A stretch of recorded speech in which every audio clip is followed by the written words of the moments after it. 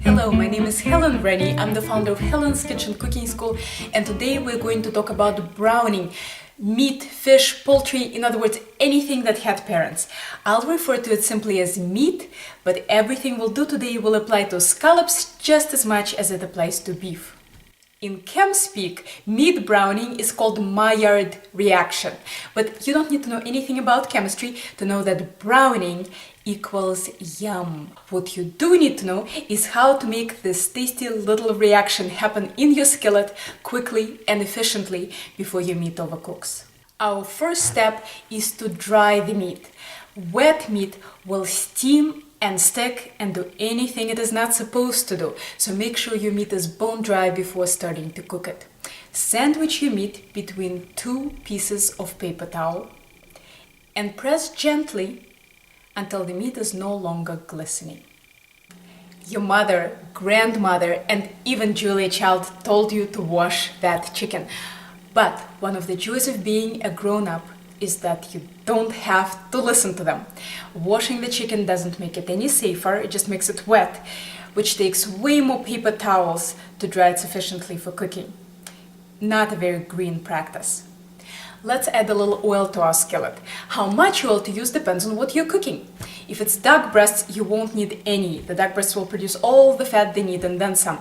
But if you're searing relatively lean meats, you'll need a teaspoon or two per portion. Basically, you always want the bottom of the skillet to be glistening. If it appears dry at any time during cooking, add more fat. Let's set the skillet with oil over high heat and let it preheat while we are salting the meat. I have a mix of salt and pepper here. I'm only starting to salt my meat when my skillet is already preheating. If I let it sit for a while, the salt would draw out all the moisture and ruin all my drying efforts. Another good option is to salt your meat a day or two in advance. The salt will draw out the moisture, which will eventually get reabsorbed into the meat because of osmosis. This is particularly helpful for pork and poultry because it works a lot like brining and helps the meat retain its moisture during cooking. Just don't forget to dry it off on paper towels right before putting it in the skillet. This pan was heating up for a couple of minutes. I see little ripples in the oil and the first hint of smokiness. Let's place the meat in the pan in a single layer and leave it alone. No moving, no touching, no poking. When you tinker with your meat during the cooking process, you're preventing it from browning. So don't do that.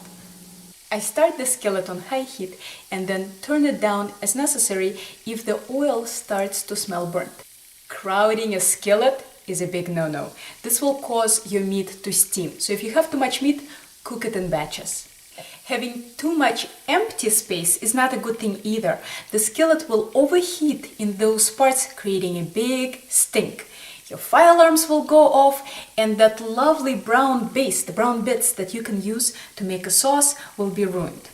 Luckily, this problem can be easily solved with a carrot. You just slice carrots or any other low moisture vegetable and place it into empty spots. The carrots will absorb the extra heat from the skillet and prevent it from burning. Just don't forget to flip them when the first side is brown. I discard the carrots after searing, but if they are not too burnt, there is no harm in eating them.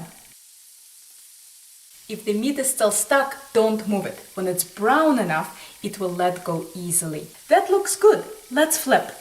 The second side will always brown faster since the bottom of the skillet established a brown coating. So I'll start checking it at about half the time the first side took.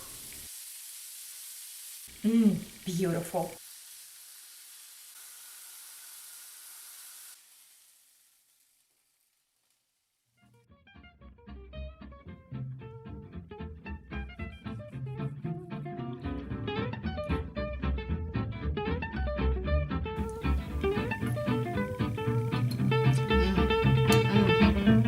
Browning does equal yum.